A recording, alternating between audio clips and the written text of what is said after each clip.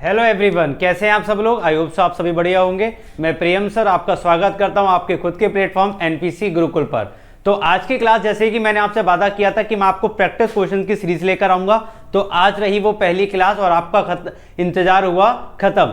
एक बात इस क्लास को शुरू करने से पहले मैं आपको बता दूं, ज्यादा समय आपका नहीं लूंगा मैं।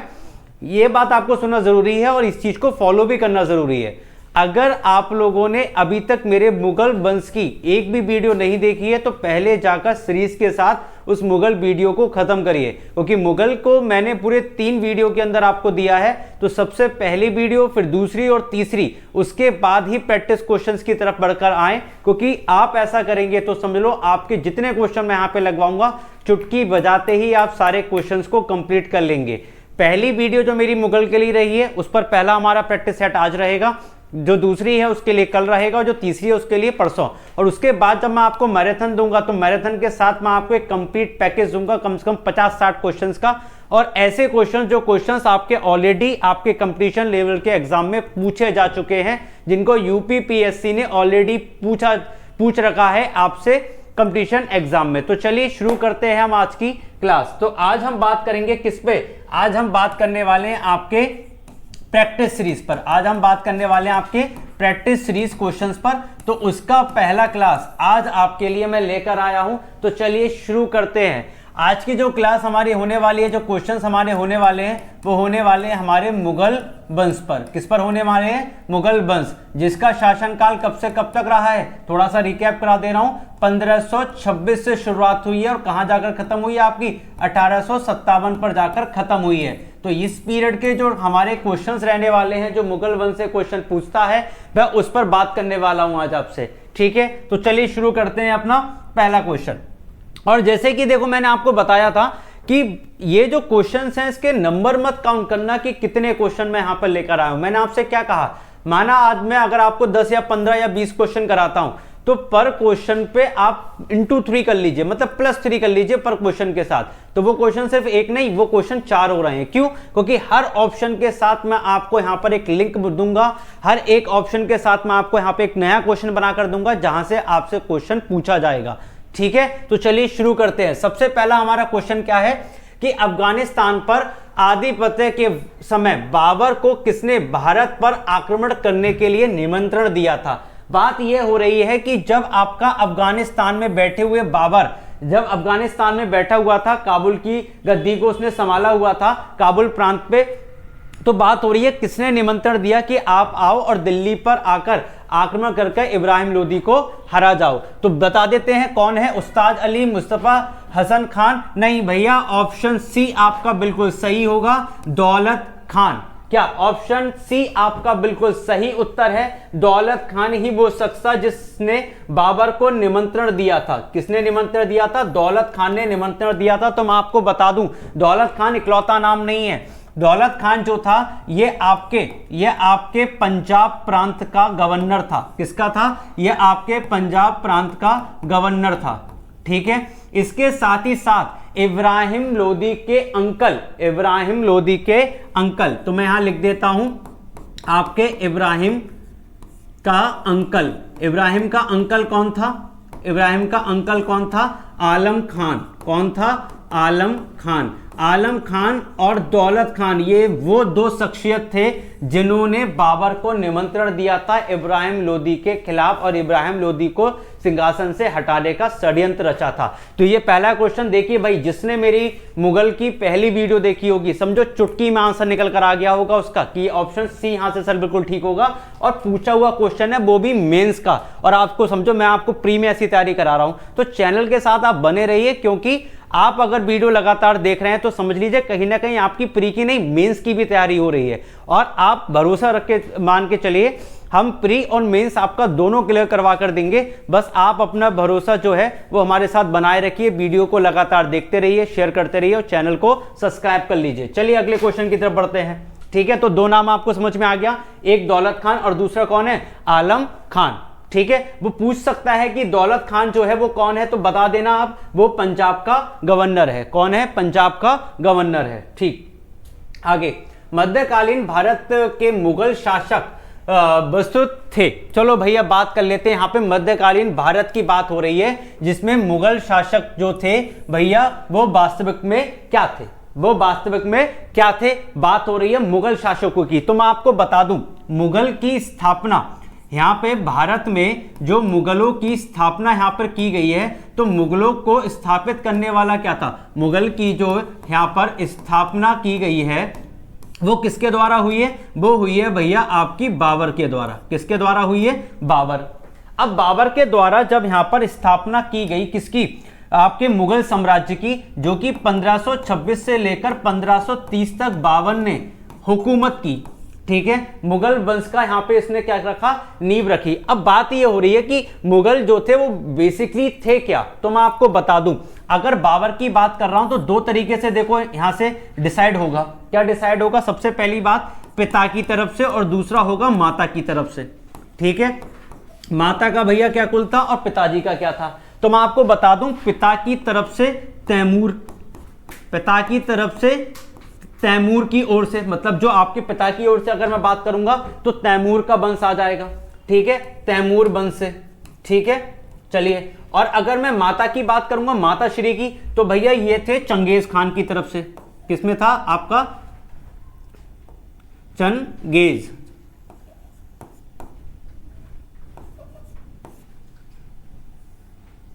एक मिनट रुकिए, माता की ओर से क्या थे, चंगेज खान।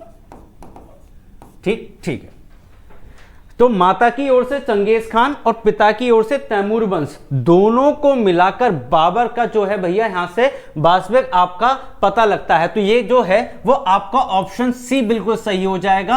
आपका क्या हो जाएगा, आपका चंगताई, आपका चंगताई क्या हो जाएगा, तुर्क हो जाएगा। क्या हो जाएगा जी आपका, ये चंगताई तुर्क। तो आपके जो मुगल है, मुगल शासकों को, ये आपके कहां से बिलोंग करते हैं, ये आपके चंगताई तुर्क से बिलोंग करते हैं। ये भैया ना तो ईरानी है ना ही अफगानी है, ना ही ये ईरानी है और ना ही ये अफगानी है, ये क्या है, ये आपके तुर्क है। ठीक है, और कौन से तुर्क हैं, आपके चंगताई तुर्क हैं, क्योंकि चंगेज खान माता की ओर से आते हैं और तैमूर जो वंश है वो पिता की ओर से आता है। वहां से जाकर बाबर का जो है वो आपका रिलीजन जो है वो डिसाइड होता है। तो यहां से आपको बात समझ में आ गई होगी भैया, नोट कर लेना, ये बहुत जरूरी सूचना है। यहां से मुगल वंश जो है आपके, वो आपके क्या है, चंगताई तुर्क है।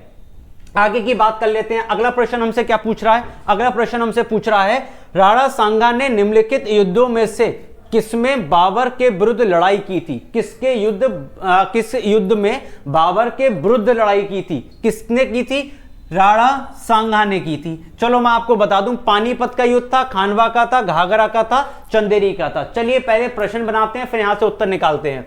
अगर पानीपत के युद्ध की बात कर रहा हूं तो पानीपत का जो युद्ध हुआ था वो कब हुआ था, वो आपका कब हुआ था, 1526 में हुआ था। कब हुआ था, 1526 में हुआ था। चंदेरी की अगर मैं आपसे बात कर रहा हूं, चंदेरी का कब हुआ था, आपका 1528 में हुआ था। कब हुआ था, 1528। खानवा की अगर मैं आपसे बात कर रहा हूं तो खानवा का कब हुआ था, आपका 1527 में हुआ था। घाघरा की बात करूं तो कब हुआ था, 1529 में हुआ था। तो देख लो भैया, बाबर के द्वारा लड़े गए 4 युद्ध, वो भी लगातार थे। ये बात मैंने आपको पहली वीडियो में बताई थी। पहला युद्ध 1526 में पानीपत का था, दूसरा 1527 खानवा का युद्ध था, तीसरा आपका 1528 में चंदेरी का युद्ध था, और चौथा आपका 1529 घाघरा का युद्ध था। किस किस के मध्य हुआ, यह बात बहुत जरूरी है। किस किस के मध्य हुआ, यह बात आपको जानना बहुत ज्यादा जरूरी है, क्योंकि यहां से भैया क्वेश्चन बनते हैं, यहां से क्वेश्चन बनते हैं। तो चलो मैं आपको बता देता हूं, चलिए देख लीजिए जरा यहां से क्या क्या चीज आपके पास डिटेल आ जाएगी।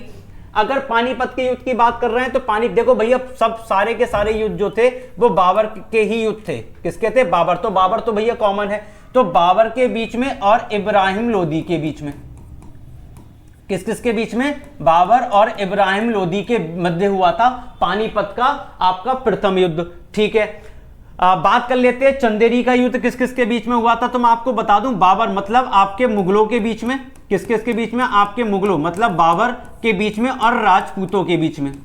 ठीक है, आपके किस किस के मध्य हुआ था, मुगलों और राजपूतों के बीच में हुआ था। खानवा की अगर मैं आपसे बात करता हूं तो खानवा बाबर के बीच में हुआ था और आपके राणा सांगा के बीच में हुआ था। किसके बीच में, आपके बाबर और राणा सांगा के बीच में हुआ था। घाघरा के युद्ध की बात कर रहा हूं तो यह आपके किस किस के बीच मध्य हुआ था, यह आपके बाबर और महमूद लोधी, और क्या था, महमूद लोधी के मध्य हुआ था। तो चलिए देख लीजिए भैया कितने क्वेश्चन बना दिए मैंने यहां से। यहां पे पूछ रहा है खाली राणा सांगा का युद्ध जो था वो किसके विरुद्ध हुआ था, तो भैया देख लो, देखते ही पता लग गया होगा किसके विरुद्ध हुआ था। यहां पे देखो मैंने सब कुछ लिख दिया है। 1527 में खानवा का युद्ध हुआ था जिसमें राणा सांगा बाबर के विरुद्ध लड़ा था। समझ गए। अब देखो कितने प्रश्न बने। बोले खानवा का युद्ध कब हुआ, 1527 पूछ लेगा। चंदेरी का कब हुआ, 1528 पूछ लेगा। घाघरा का कब हुआ, 1529 पूछ लेगा। पानीपत का कब हुआ, 1526। अब ये पूछ लेगा किस किस के मध्य हुआ, किस किस के मध्य हुआ। जैसे यहां पे पूछा बाबर और राणा सांगा के बीच में, ऐसे ही पूछ लेगा भाई बता दो इब्राहिम लोदी बाबर के बीच में, तो पानीपत का प्रथम युद्ध। पूछ लेगा राजपूतों और मुगलों के बीच में, तो खानवा का युद्ध, वो सॉरी चंदेरी का युद्ध। पूछ लेगा बाबर और महमूद लोदी के बीच में, तो आपका किसका युद्ध है ये, या आपका आ जाएगा घाघरा का युद्ध। तो भैया इस तरीके के युद्ध से क्वेश्चन आपसे पूछ रहा है और बार बार पूछ रहा है। देखो ऐसा नहीं है यहां से क्वेश्चन बना नहीं है। देखो भैया यहां पे देखो प्री में क्वेश्चन बना है, कहां बना है, प्री में। यहां पे देखो क्वेश्चन बना है एलडीए और यूपीडीए में, आपका प्री में क्वेश्चन आया था, पूछा गया था ये 2010 में। तो देखो इस टाइप के क्वेश्चंस आपके लगातार पूछता रहता है और आपका एसएससी तो इस टाइप के क्वेश्चंस लगातार देता आया है। ठीक है, फिर चाहे हम भैया किसी भी हम बात कर ले, सीजीएल की बात कर ले, एमटीएस की बात कर ले, इस टाइप के जो क्रीमी लेयर्स के क्वेश्चंस होते हैं ये हर साल पूछे जाते हैं, तो इस पर आपको गौर फरमाना जरूरी है। तो यहां से हमारा ऑप्शन क्या हो जाता है, ऑप्शन बी हमारा बिल्कुल यहां से ठीक हो जाता है। और एक बात मैं आपको और बता दूं, ये जो आपका जो युद्ध हुआ है बाबर और महमूद लोदी के बीच में, ये आपके घाघरा का युद्ध हुआ था, जो कि आपका कब हुआ है, 1529 में हुआ है। इसमें 3 साल जोड़ लो भैया, 3 साल जोड़ने पर कितना बन जाएगा, ये बन जाएगा 1532। इसमें मैं आपको बता दूं 1530 में जब आपके बाबर चले गए तो उसके बाद उनके बेटे हुमायूं ने राजगद्दी संभाली थी। ठीक है, वहां से एक प्रश्न और बनता है, वहां से बनता है दोरहा का युद्ध। किसका बनता है, दोरहा का युद्ध। ये जो दोरहा का युद्ध है भैया, ठीक है, ये आपका हुमायूं, ये आपका हुमायूं और महमूद लोधी के बीच में लड़ा गया था। ठीक है, ये 2 युद्ध हैं भैया जो महमूद लोधी से पूछता है, किसमें, मुगल वंश में। तो महमूद लोधी का पहला जो युद्ध हुआ था वो बाबर से हुआ था, घाघरा का युद्ध हुआ था 1529 में हुआ था। दूसरा 3 साल के बाद 1532 में हुआ था, और किसके खिलाफ हुआ था, हुमायूं से हुआ था। महमूद लोधी का ही किससे हुआ था, हुमायूं से हुआ था। ये अगला प्रश्न है भैया, इसको आप अच्छी तरीके से समझ लीजिए, इसको भी नोट डाउन कर लीजिए अपने कॉपी पे। ठीक है, चलिए आगे की तरफ बढ़ जाए। चाहो तो भैया स्क्रीनशॉट ले लो, कोई दिक्कत वाली बात नहीं है यहां पर। ठीक, चलिए आगे बढ़ जाएं, चलो आगे बढ़ जाते हैं। अगला क्या पूछ रहा है, निम्नलिखित में से किस शासक ने शाहरुख नामक चांदी का सिक्का चलाया। ओहो जी, पूछ लिया भैया सिक्के का नाम, सिक्के का नाम पूछ लिया। क्या पूछ लिया कि शाहरुख नामक चांदी का सिक्का किसने चलाया था। अकबर, हुमायूं, बाबर, शाहजहां, किसने चलाया था। तो मैं आपको बता दूं भाई, बाबर नाम का ये जो व्यक्ति था, ठीक है, इसने 2 तरीके के चांदी के सिक्के चलाए थे। मतलब सिक्के जो चलाए थे वो किसके चलाए थे, वो चांदी के ही चलाए थे, लेकिन 2 तरीके के थे। ठीक है, चांदी का ही सिक्का था भैया। ठीक है, चांदी का ही सिक्का था, और यहां पर भी चांदी का सिक्का था। लेकिन एक चांदी का सिक्का चलाया था उसने कहां पर, काबुल में। कहां चलाया था भैया, काबुल में। और दूसरा चलाया था भैया कंधार में। ठीक है, पहला कंधार में, दूसरा काबुल में। 2 सिक्के उसने आपके चांदी के चलाए थे, जिनके अलग अलग नाम दिए थे। काबुल में अलग नाम दिया था, कंधार में अलग नाम दिया था। क्या क्या नाम था भैया, वो नाम देख लो जरा, क्या क्या नाम था वो नाम देख लो जरा आप लोग। काबुल में जो नाम था भैया वो था आपका शाहरुख। क्या नाम था भैया, शाहरुख। ठीक है, क्या नाम था, शाहरुख था। कंधार में अगर मैं आपसे बात कहूं तो इसको कहा गया था बाबरी। क्या कहा गया था, बाबरी। ठीक है, कंधार में जो चांदी का सिक्का चलाया था बाबर ने, उसका नाम रखा था बाबरी। और वही काबुल में जो सिक्का चलाया था चांदी का, उसका क्या नाम रखा था, उसका नाम रखा था शाहरुख। ठीक है, तो भाई ये दो डिटेल हैं, उसको आप नोट डाउन कर लीजिए, क्योंकि ये बाबर के चलाए हुए सिक्के हैं और इसमें पूछ भी रहा है कि शाहरुख नामक जो चांदी का सिक्का है वो किसने चलाया था। ऑप्शन बी आपका बिल्कुल ठीक हो जाएगा, बाबर ने चलाया था। किसने चलाया था? बाबर ने चलाया था। ठीक है, और बाकी लिख लीजिए भैया, ये कांधार में बाबरी नाम से प्रचलित हुआ था और काबुल में इसका नाम शाहरुख था। चलिए अगले प्रश्न की तरफ बढ़ जाते हैं। शेरशाह सूरी का अंतिम अभियान निम्नलिखित में से किस राज्य के विरुद्ध था? चलिए किसका? शेरशाह सूरी का। तो शेरशाह सूरी का जिक्र होता है तो हमारे भैया देखो मस्तिष्क में यह बात आ जानी चाहिए, क्या 1540 से लेकर आपका 1555 तक की जो कहानी थी वो शेरशाह सूरी को बयां करती है, क्योंकि 1530 पर जब आपके हुमायूं राजगद्दी पर बैठ गए थे तो 1530 से 1540 तक ही शासन कर पाए थे। उसके बाद शेरशाह सूरी ने इनको हरा दिया था। जब इन्होंने इनको हरा दिया था बेलग्राम के युद्ध में जब इन्होंने इसको हरा दिया था, जिसको कन्नौज का युद्ध भी कहते हैं, उस युद्ध में जब शेरशाह से ये बहुत बुरी तरीके से पराजित होकर भाग गए थे, उसके बाद 1555 में आपके हुमायूं वापस लौट कर आए हैं और पुनः उन्होंने अपनी स्थिति को, अपने सिंहासन को पुनः प्राप्त किया था। ठीक है, तो तब से लेकर 1540 से 1555 तक शेरशाह सूरी का ही जिक्र होता आया है यहां पर। ठीक है, अब वो पूछ रहा है कि शेरशाह सूरी का अंतिम अभियान क्या था, तो मैं आपको बता दूं, आपके बिहार में मुगल शासक जो बैठे हुए थे, मुगल शासक के यहां पर जी हुजूरी कर उनके अंडर में काम कर शेरशाह सूरी ने शेर खान नाम की उपाधि ग्रहण की थी। किस नाम की थी? शेर खान। ठीक है, मैं लिख देता हूं यहां पर शेर खान। ठीक है, शेर खान नाम की या शेर खान नाम की जो उपाधि है किसकी? शेरशाह सूरी की। ठीक है, ये कहां पे इसने की थी? ये इसने आपके बिहार, ठीक है, बिहार के मुगल बादशाह, बिहार के मुगल बादशाह ने इसको ये उपाधि दी थी। किसकी उपाधि दी थी? शेर खां की उपाधि दी थी। किसको दी थी भैया? आपके शेरशाह सूरी को दी थी। उसके बाद इसने भाई देखो दिल्ली में कुछ निर्माण करवाए। ठीक है, दिल्ली के निर्माण में जैसे पुराना किला जाते होगे भैया, देखने जाते होगे, वहीं पर जू है, वहीं पर आपका दिल्ली का जू है भाई। अरे सॉरी भैया, ये कहाँ मिट गया? बिहार। ठीक, आपका पुराना किला, ठीक है, और GT road, grand track road. ये अब जिन लोगों ने मेरी वीडियो देखी है वो कह रहे होंगे अरे वाह सर, ये तो सारे वही क्वेश्चंस आप हमें बता रहे हैं जो आपने हमें पढ़ाए थे। तो जी हाँ, आपको तैयारी वही कराई जा रही है जहां से क्वेश्चन बनता है। देखो कराने को तो क्या है, इतिहास का कोई ना तो सिर है ना ही कोई पैर है। ठीक है, एक एक तिथि उठा के लेके जाओगे ना तो 10-10 पन्ने भरते चले जाएंगे, इतना इतिहास है। आप ऐसा समझो, जो समय आपका बीत रहा है ना वो सब इतिहास है। उसको आप अपने पन्ने पे अगर लिखने बैठोगे ना तो कितनी बड़ी आप किताबें भर दोगे ये आपको भी नहीं पता। इसलिए आपको सिलेक्टेड चीजें कराई जा रही हैं जो आपके पेपर में आपसे पूछी जाएंगी। ठीक है, क्योंकि भैया यूपी पीएससी है ये।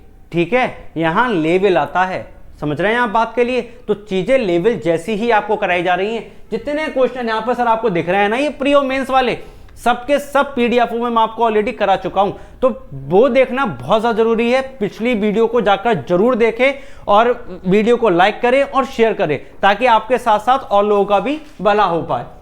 तो दिल्ली में पुराना किला, साथ ही साथ में जीटी रोड बनवाया, और उसके बाद रुपया नामक, भैया रुपया नाम याद आ गया होगा, बोले अरे भैया सर रुपया के मारे ही तो पढ़ाई कर रहे हैं, रुपये ही तो कमाने हैं। तो ये जो रुपया नामक जो सिक्का था ये भी शेरशाह सूरी ने ही चलाया था। ध्यान रखिएगा, अगर पूछ लिया जाए ना कि रुपया जो हमारी वर्तमान की करेंसी जिसका नाम रुपया है, ये रुपया जो सिक्का था वो कौन से शासक ने चलाया था, तो शेरशाह सूरी ने ही चलाया था। ठीक है, अब इस सब के बाद जब उसमें अपने अंतिम अभियान की ओर जब आपका शेरशाह सूरी चलता है, तो जो अंतिम अभियान है वो आपका कौन सा था? वो अंतिम अभियान आपका कौन सा था? कन्नौज का था, मालवा का था, गौड़ का था, या आपका कालिंजर का था? तो भैया ऑप्शन ए आपका बिल्कुल सही है, कालिंजर का था। किसका था? कालिंजर का अभियान जो था ये इसका अंतिम अभियान था। उसके बाद यहाँ पे हुमायूं की संधि भी हुई है कालिंजर को लेकर। ठीक है, वो संधि भी यहाँ पर हुई थी, लेकिन जो अंतिम अभियान था जो शेरशाह सूरी का, जहां के बाद कहानी खत्म हो गई, वो कौन सा था? वो कालिंजार था। ठीक है जी, चलिए आगे की बात करते हैं।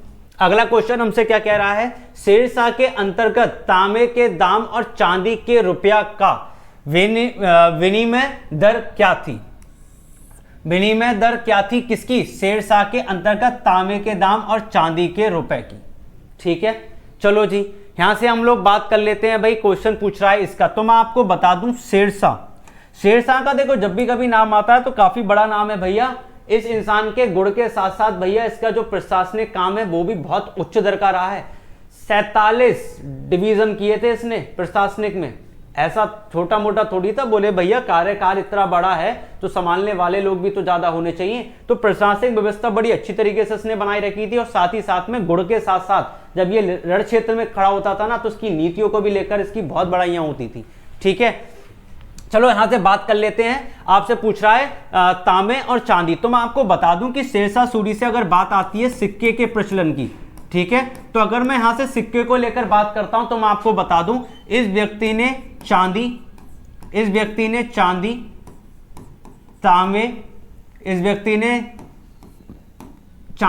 तांबे और सोने तीनों के सिक्के चलाए हैं। इस व्यक्ति ने चांदी, तांबे और सोने तीनों तरीके के ही सिक्के चलाए हैं। अब मैं आपको बता दूं, अगर हम लोग बात करें यहां पे सोने की बात कर लें, ठीक है, तांबे की बात कर लें और चांदी की बात कर लें, तो देखो यहाँ पे प्रचलन था, यहाँ पे जो यूनिट थी जिसमें इसको मेजर किया जाता था, मतलब नापा जाता था, वो जो था वो आपका ग्रेन था। वो आपका क्या था? ग्रेन। तो मैं आपको बता दूं सोना जो था वो 167 ग्रेन था। कितना था भैया? 167। ठीक है भाई, अगर बात करूं चांदी की, तो चांदी 178 ग्रेन था। ठीक है, मतलब सिक्के की क्वांटिटी के हिसाब से बता रहा हूं। जो सोने की असरफी बनती थी वो 167 ग्रेन की होती थी, जो चांदी का सिक्का बनता था वो 178 ग्रेन का हुआ करता था, 178 ग्रेन का। तांबे की अगर मैं आपसे बात करूं तो ये 380 ग्रेन था। ये कितना था? 380 ग्रेन था अगर तांबे का आपका सिक्का बनता था।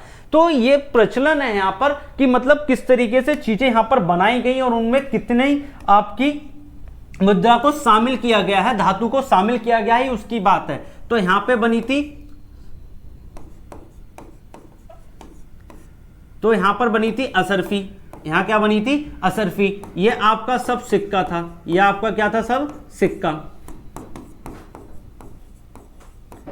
ठीक है, तो चांदी का जो था वो उसे 178 ग्रेन का था, तांबे का 380 का था, सोने का 167 का था। तो ये जो तरीका यहां पर है वो आपका सिक्के का प्रचलन जो था वो शेरशाह ने चलाया था। तो यहां पर इन दोनों में आपका विनिमय पूछ रहा है, तो मैं आपको बता दूं ऑप्शन डी आपका बिल्कुल सही उत्तर हो जाएगा, 64:1। क्या हो जाएगा? 64:1, क्योंकि तांबे और चांदी का पूछ रहा है, तांबे और चांदी का पूछ रहा है, तो तांबा जो था वो 64 और चांदी कितनी है? 1 है। अगर वो पूछता चांदी और तांबे का, तब से ये उल्टा हो जाता, तब ये 1 अनुपात कितना हो जाता? 64 हो जाता। सही है, तो इस बात को आपको ध्यान रखना है। तांबा और चांदी है तो तांबा आपका 64 और चांदी कितनी है? 1। ठीक, चलिए अगले की बात कर लेते हैं। अगला हमसे क्या पूछ रहा है? अगला हमसे पूछ रहा है निम्नलिखित घटनाओं पर विचार कीजिए और उन्हें क्रम अनुसार व्यवस्थित कीजिए। चलिए भैया, क्रम अनुसार व्यवस्थित करना है हमें इन्हें। ठीक है, थोड़ा सा यहाँ पे स्पेलिंग जरा मिस्टेक है। ठीक है, दोराहा का युद्ध, कन्नौज का युद्ध, आपका सामूगढ़ का युद्ध और चौसा का। मैं आपको बता दूं ये जो कन्नौज वाला है इसको बिलग्राम के नाम से भी जाना जाता है। ठीक है, बिलग्राम का युद्ध। ठीक है जी, बिलग्राम का युद्ध। हाँ जी, ये वही युद्ध है जो मैंने आपको बताया था जिसमें हुमायूं शेरशाह सूरी से अपनी जान बचाकर भागा था। ये वही युद्ध है। तो देख लेते हैं भैया, सबसे पहले देखो इसको क्रमानुसार लगाने से पहले हम लोग ये देख लेते हैं कि ये युद्ध हुए कब कब हैं। ठीक है, तो हुए कब कब हैं उसकी बात कर लेते हैं। दोराहा का युद्ध की बात कर लेते हैं। दोराहा की यहाँ पे मैं जरा ये रेड पेन ले लेता हूं, ज्यादा ठीक रहेगा। दोराहा की युद्ध की बात कर लेते हैं, आपका 1532 में हुआ है। कब हुआ है? 1532 में हुआ है। कन्नौज का या बिलग्राम का कब हुआ है? ये आपका 1540 में हुआ है। कब हुआ है? 1540 में हुआ है। आपका सामूगढ़ का युद्ध कब हुआ है? तो यह आपका 1678 में हुआ है। कब हुआ है? 1678 में ये आपका युद्ध हुआ है। ठीक है, ठीक है। चलिए, चौसा का युद्ध आपका कब हुआ है? तो चौसा का आपका यहां पर 1539 में हुआ है। कब हुआ है? 1539 में हुआ है। ठीक है, माफ कीजिएगा, सामूगढ़ का 58 है। आपका कितना है? 58 है। ये अरे भैया 32 है, और ये आपका कब है? 1658 है। ठीक, अब सही हो गया, अब सही हो गया।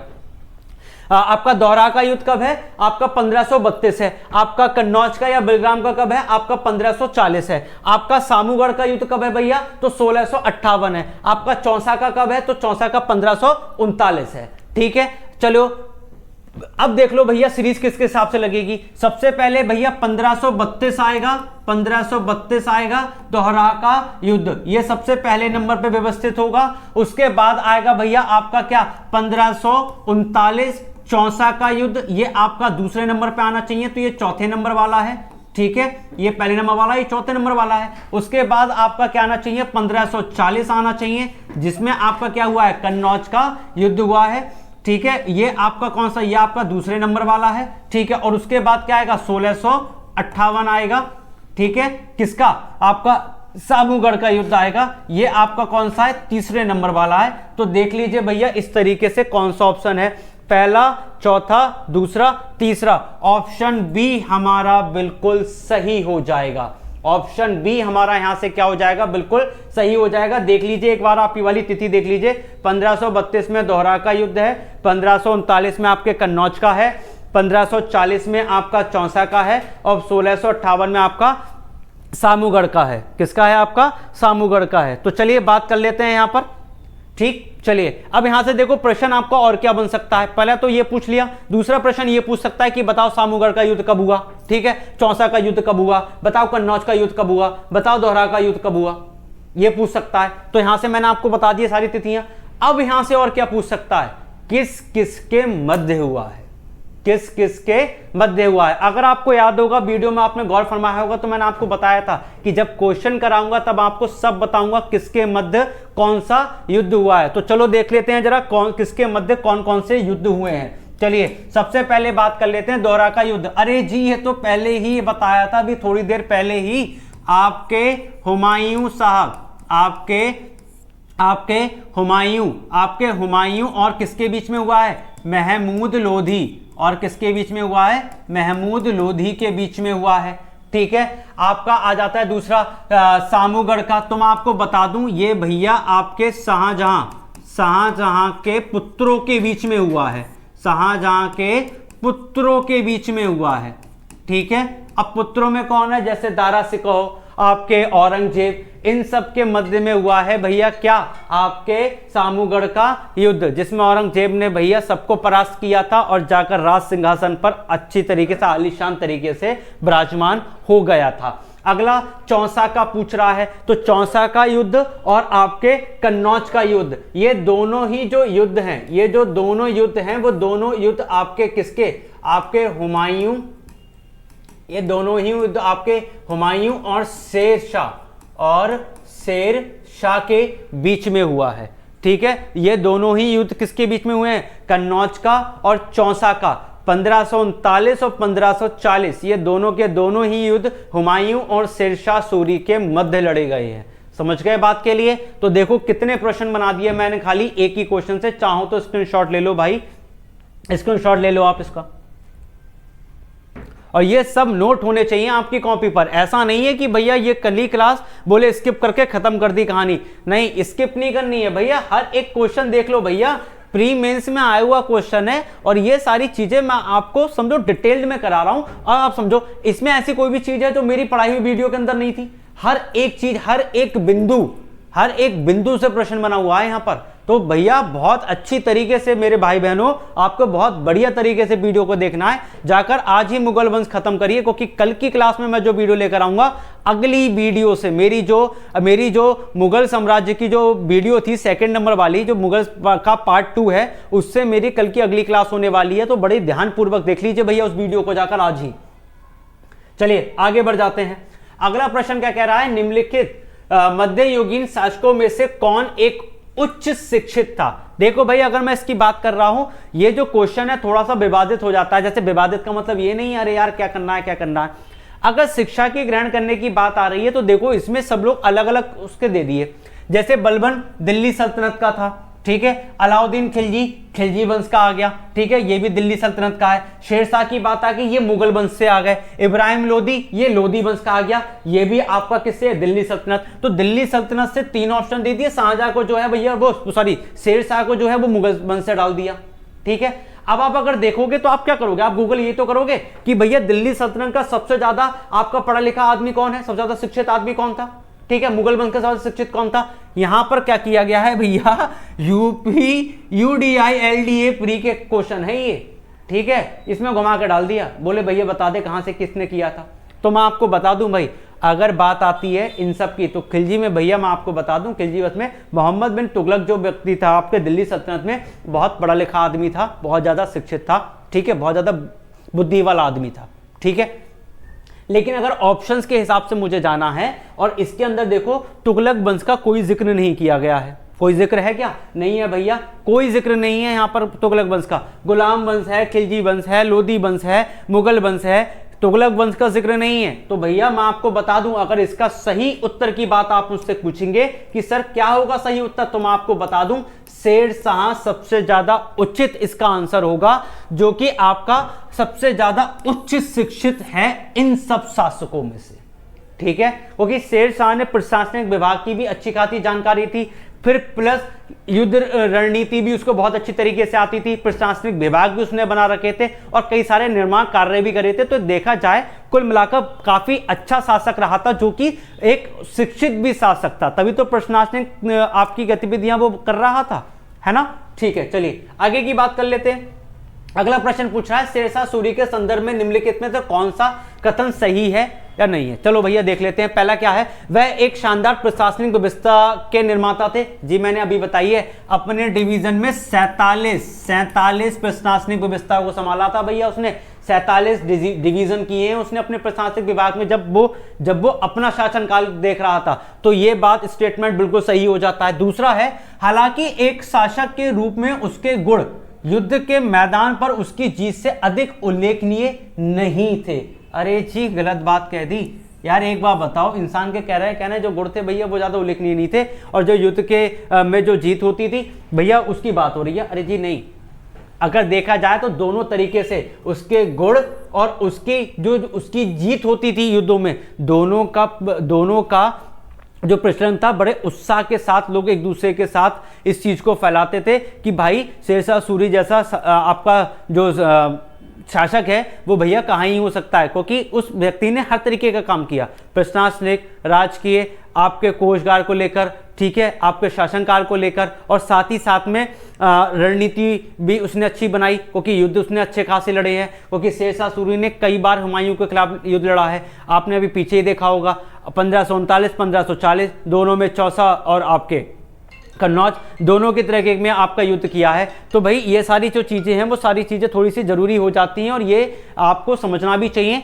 कि भैया गुण होगा तभी तो इंसान की प्रशंसा की जाएगी, और प्रशंसा शेरशाह सूरी की अच्छी थी। तो यहाँ से केवल ए वाला आपका क्या हो जाएगा, बिल्कुल सही उत्तर हो जाएगा। चलिए आगे बढ़ जाते हैं। अगला क्या पूछ रहा है, दिल्ली के पुराने किले के भीतर बनी मस्जिद किला एक कुहाना का निर्माण किसने किया है। किला एक कुहाना एक नाम की मस्जिद है, जो कि कहां पर है, पुराने किले में है। तो सबसे पहले मैं आपको बता दूं पुराना किला कहां है, तो भैया ये दिल्ली में है। पुराना किला कहां है, दिल्ली में। और पीछे भी मैंने आपको बताया था पुराना किला किसने बनवाया है, तो मैं आपको बता दूं पुराना किला किसने बनवाया है, शेरशाह ने बनवाया है भैया, शेरशाह सूरी ही इसका आंसर जाएगा। तो पहला प्रश्न तो आपका यहां से ये हो गया, कहां पर स्थित है, तो दिल्ली में स्थित है, ठीक है। अगला पूछा इसके अंदर जो बनी मस्जिद है किला कुहाना, वो किसने बनवाई है, तो वो भी मैं आपको बता दूं जी, वो भी शेरशाह ने ही बनवाई है, वो भी आपकी शेरशाह ने ही बनवाई है। ठीक है, तो ये आज मैंने कुछ प्रश्न जो आपके लिए मैं लेकर आया था, मैंने कोशिश ये करी ये जो 10 प्रश्न आपके सामने वो 10 ना, वो कम से कम 30 से 32 क्वेश्चन आपके सामने बनकर तैयार हो जाएं, ताकि आपकी प्रैक्टिस में किसी भी तरीके की कमी ना रहे। तो आई होप सो आपको वीडियो पसंद आई होगी। इसी के साथ मैं उम्मीद करता हूं कि आप चैनल के साथ बने रहेंगे, अपना प्यार वीडियोस को देते रहेंगे। धन्यवाद।